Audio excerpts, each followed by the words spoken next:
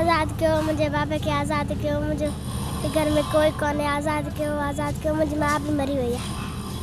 पंजाब चने के आजाद करो, पंजाब चने के आजाद करो, पंजाब चने के आजाद करो।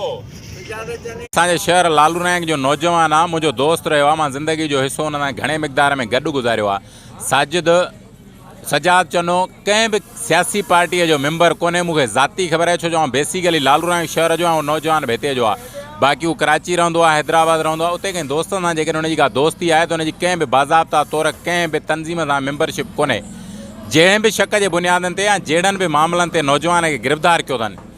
मुंहिंजे ख़्याल में 2 महीननि खां नौजवान गुम आहे, जंहिंजो पोड़ो पीउ मासूम ॿार आहे। प्रेस क्लब आॾो दाऊं था कनि, क़ुर पाक हिन पोड़े सां साण आहे। रोज़ जे बुनियादनि ते प्रेस क्लब अचे थो। असांजी नाल हुकूमत ऐं नाल जेके वज़ीर आहिनि या जेके असांजे MNAs ऐं MPs आहिनि, उन्हनि खे एतिरो बि ख़बर कोन्हे या एतिरो बि शर्म नथो अचे त जेके माण्हू असांजे समाज में नौजवान गुम थिया अथनि, सबबु कहिड़ो आहे? ख़ुदि जेके माण्हू असांजे समाज या असांजे मुआशिरे या असांजे शहरनि जा जेके नौजवान गुम था कनि, उहे पाण पंहिंजे आइन ऐं पंहिंजे कानून जी लताड़ था कनि। उहो कीअं? तव्हां वटि आइन आहिनि, तव्हां वटि कोर्टूं आहिनि, तव्हां वटि पुलिसूं आहिनि, तव्हां वटि थाणा आहिनि ऐं जज आहिनि। जेतिरे बि बुनियादनि ते जंहिंजो बि जेॾो वॾो ॾोह आहे उनखे अदालतुनि में पेश करियो न, उन्हनि मथां ॾोह साबित करियो। जेका बि सज़ा अचे असीं दान कंदा आहियूं। बाक़ी हे किथे जो कानून आहे जो जंहिं बि माण्हूअ में तव्हांजो शक पए या जंहिं बि माण्हूअ में तव्हांखे सम्झ में न अचे त तव्हांजे चवण ते नथो हले, उन माण्हू खे तव्हां खणी 6-6, 8-8 महीना गुम करे छॾियो, टार्चर करियो। ऐं इहो त कानून कोन्हे को, इहो त किथे जो आइन कोन थो चवे। सिर्फ़ु मुतालबो सादो ई आहे त सजाद चने घर में जेको कोराम मचियल आहे, उन लालू नायक जो नौजवान आहे। हिन नौजवाननि ते रहम करियो ऐं ईअं न थिए जो सुभाणे जे बुनियादनि ते ॿिया नौजवान बाग़ी थियनि।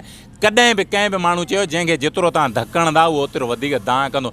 इन करे पंहिंजे आइन पंहिंजे कानून जी पासदारी कंदे जेके बि सिंध मां नौजवान गुम आहिनि पाकिस्तान सॼे मां, उन्हनि खे पंहिंजनि अदालतुनि में ज़ाहिर करियो ऐं उन्हनि मथां जेके बि तोहमतूं या जेके बि केस आहिनि उन्हनि मथां लागू करे अदालतुनि में हलायो। जेकॾहिं तव्हां नथा हलायो त तव्हां पाण पंहिंजी अदालतुनि जी नफ़ी था करियो, तव्हां पाण पंहिंजे आइन जी नफ़ी था करियो ऐं तव्हां पाण पंहिंजे कानून जी नफ़ी था करियो। जॾहिं तव्हां पाण पंहिंजे आइन ऐं कानून जी नफ़ी कंदा त लाज़िम आहे त ॿिया बि कंदा।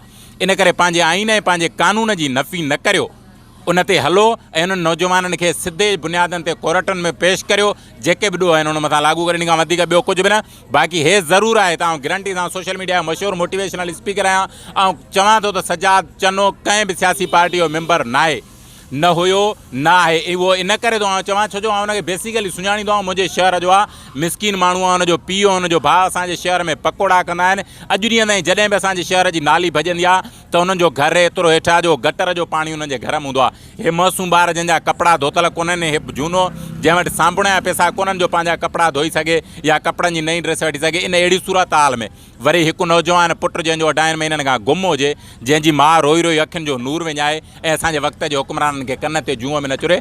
पंहिंजे आइन ऐं कानून जी नफ़ी न करियो, सुभाणे ईअं न थिए जो नौजवान वरी को ॿियो रस्तो वठनि।